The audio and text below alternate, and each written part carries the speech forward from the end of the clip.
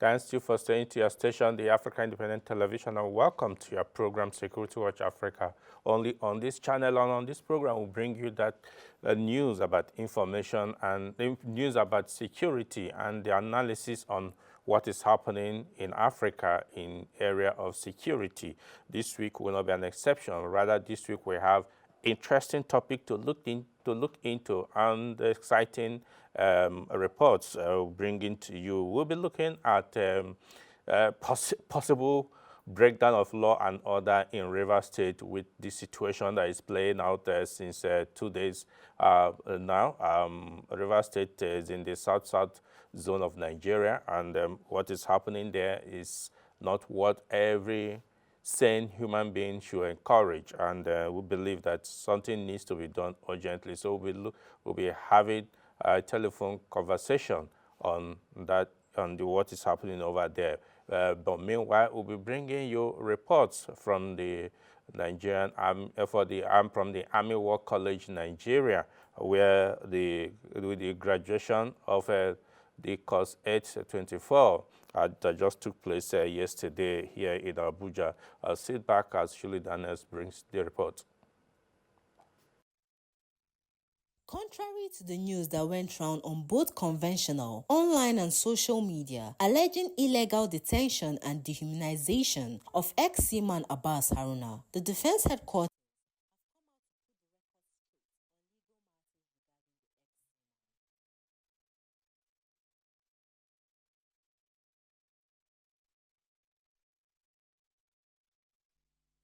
The Army War College Nigeria has graduated 75 participants of Course 8 2024 after 35 weeks of rigorous training. The event, which took place at the Army War College Nigeria, had in attendance the Minister of Defense, Alhaji Badaru Abubakar, who was a special guest of honor, the Chief of the Defense Staff, General Christopher Musa, the Chief of the Army Staff, Lieutenant General Taoreed Lagbaja, and other service chiefs. In his speech, the Minister of Defense commended the Chief of Army Staff and the college leadership. I'm privileged to celebrate the remarkable achievements of our graduates, and I extend my sincere gratitude to the Chief of Army Staff for inviting me as special guest of honor on this momentous occasion.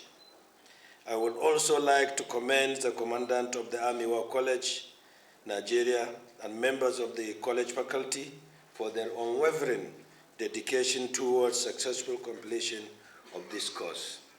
The minister, however, congratulates the graduates and appreciates them for their sacrifices and further urged them to lead with integrity.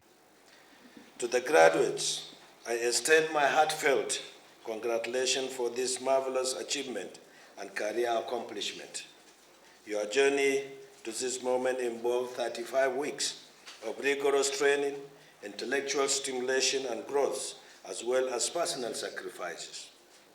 You have immersed yourself in the college learning objectives, focusing on national security, military strategy, theater strategy, and operational arts. I must acknowledge the immense support by our President, Commander-in-Chief, President Bola Ahmed Tinubu, GCFR, who at all times uphold the professional well-being of our armed forces to tackle contemporary and emerging threats as enshrined in his renewed hope agenda. I also commend the Chief of Army Staff, the College Governing Board, the Commandant, members of faculty, and the entire staff for graduating another set of exceptional operational level leaders. In his welcome address, the Commandant Army War College Nigeria, Major General Ishaya Mina, gave a short brief of the college.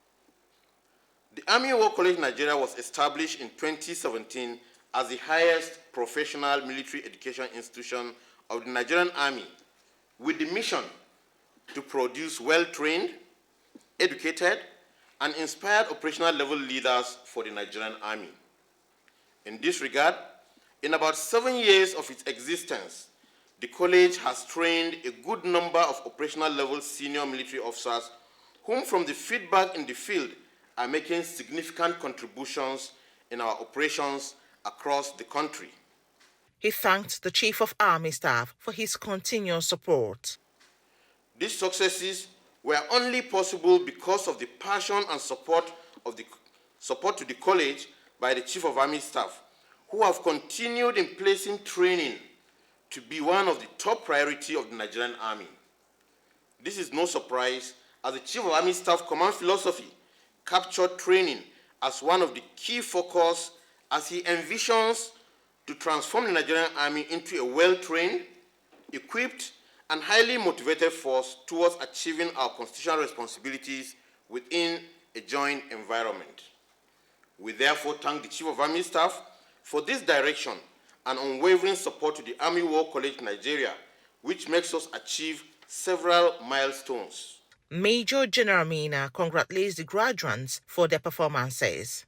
Let me, at this juncture, congratulate the graduates for your various performances while on this intense course.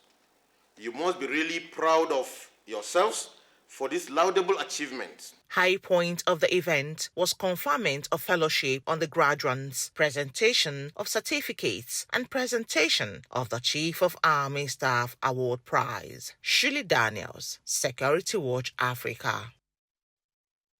Welcome back. Yes, congratulations to the graduates and well done to the Army leadership for training, continuation of the training of its personnel all over the country. Yes, let's go to the Defense Headquarters, where during the week, the Director of Defense Information briefed the public on the case of ex-seaman Abbas Haruna, who was alleged to have been detained illegally.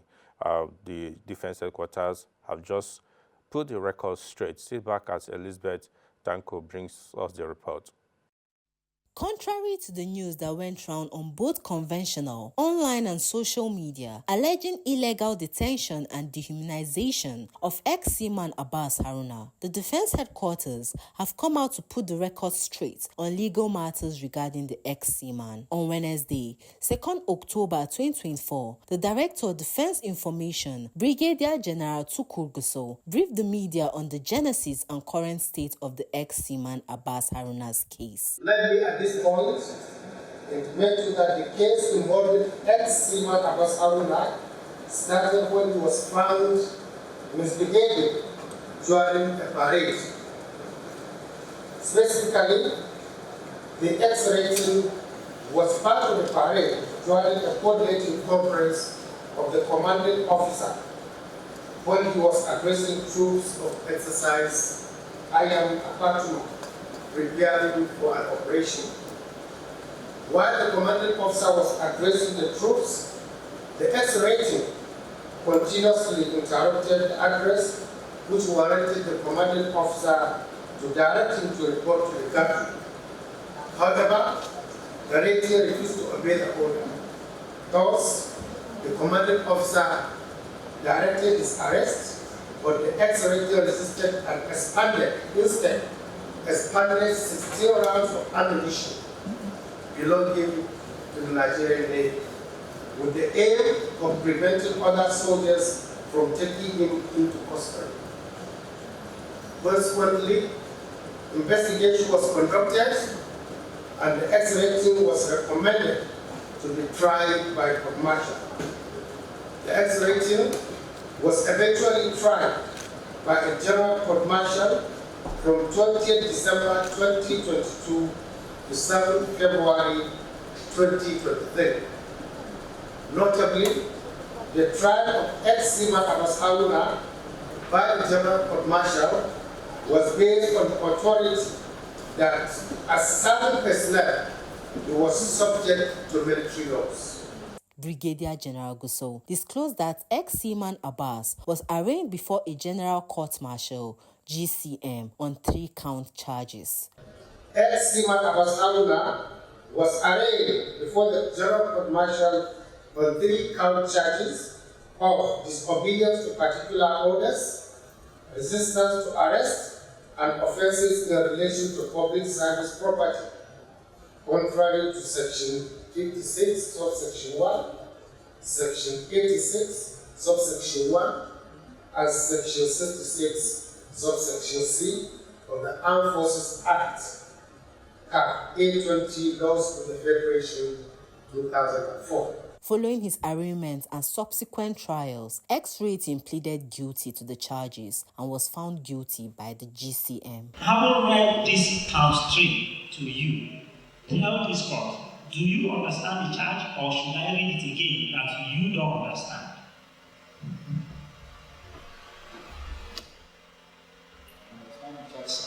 You understand the charge? Okay.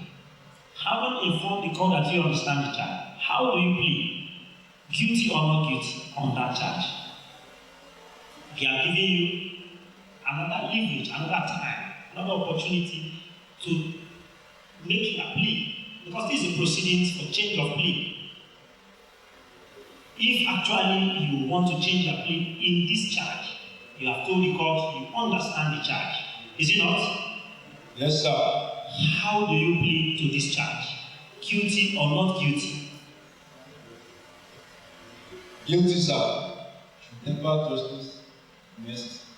The director added that due to his act of gross indiscipline, the X-Rating was declared not fit to handle firearms and therefore has been dismissed from the service. At the conclusion of proceedings, the General Court Martial found ex-serviceman, ex-seaman Abbas Haruna guilty on all counts. Based on this, he was sentenced to reduction in rank from seaman to ordinary seaman on count 1 and dismissal with ignominy on counts 2 and 3 with effect from 7 February 2023. Elizabeth Thanko, reporting for Security Watch Africa, Abuja. Welcome back. Yes, we're going to our conversation on the situation in Rivers State, South Nigeria. Our guest is Ben Okezie, Elder Ben Okezie, a seasoned security analyst, the pioneer editor-in-chief of the Nigeria Police, the Dawn newspapers, and a cracked detective. In fact, so many descriptions for him. But today he'll be looking at telling us what his impression with what is happening in Rivers State currently. For your information, today the Rivers State government declared for election, local government election. But there have been dramas, courts declaring that police must not provide security, and the state government saying that election must go ahead because the president of Nigeria gave them 90 days window, because the federal Supreme Court had passed a judgment to say that all states must organize local government elections, or else they won't get the allocation meant for the local government. And the president said he's giving them 90 days window to organize this local government election. In line with that, the Rivers State government decided to have the local government election today, but drama has been taking place. Let's hear from Elder Ben Okezie what he thinks of what is happening there in Rivers State. Hello, Ben. Hello, Ben. Hello. Hello. Okay. I think he's not online yet. He was online with us some minutes ago. I guess we'll try to get him back. But like I said, the genesis of the situation in Rivers State, it's what every concerned Nigeria should be worried about. The role of Nigerian police force in election is to provide security for the sensitive materials, the electoral officers, and ensuring that there is law and order. But a situation where a federal high court in Abuja directed the police not to provide any form of security, but rather to stand by and watch and not take part in the election situation, is where people are worried. But the state government is insisting that election must go ahead. I think there we'll have the state governor make some comments, if we can hear him speak. one person who claims he has so much power in this state. I don't know the relationship because it's beginning to go beyond the normal professional relationship. I said the government wrote a letter with the judgment that we have to him. And what he's acting on is what he called the federal government, the judgment he got from the Federal High Court. Even at that, if we should go by that, the judgment in the Federal High Court, did he say election should be bad? Lifu, that justice that gave that judgment, did he say no election? Rather, it technically said, don't provide. We don't need your security. We will provide our own security. After all, it happened in Anambra. Go and work with your security. But this election must hold. If you like whatever it is you want to do it. The election will hold, result will be declared. People will be sworn in. I say it here. What kind of a country is it? And when it comes to the issue of Rivers State, it becomes different. You're not ashamed of yourself. You call yourself Inspector General Police. Enough is enough. I will be here. In fact, if I go back and I hear anybody, I will come here. This is my property. And you don't have any power whatsoever to bar me from entering it. Just try it. That part of your history as a very wicked and fraudulent Inspector General Police will include shooting Fubara. I think I've given you enough respect. Well.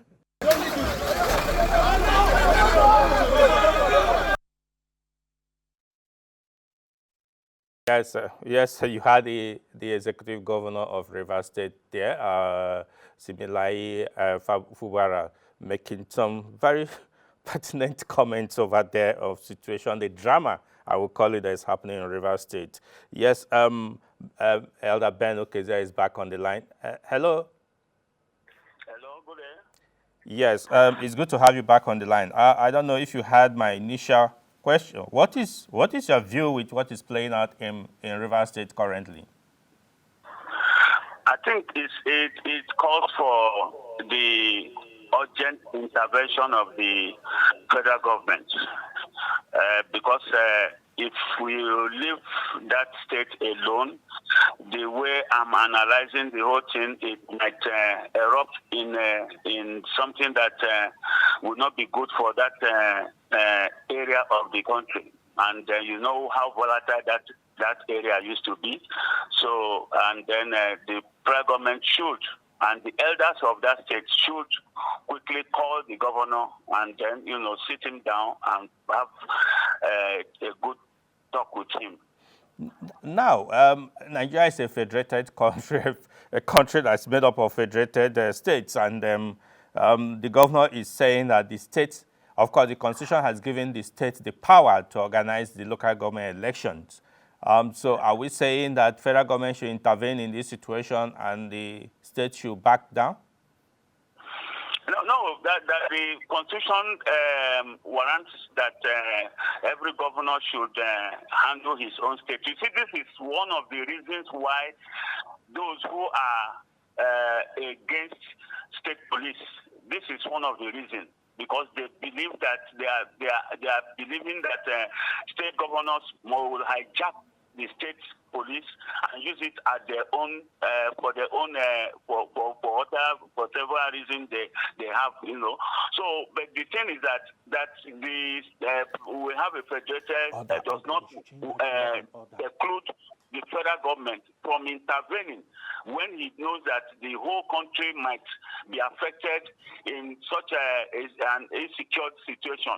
So I think the federal government, most especially the National Security Advisor to the president, should be able to have waded in and see how he can, also talk to the governor in a way. It's not that they are going to hijack his government from him, but it's just to call him aside and then advise him and tell him, if the man does not know anything about what insecurity portrays, let him go to Borno and ask the governors there. They will tell him what insecurity is all about.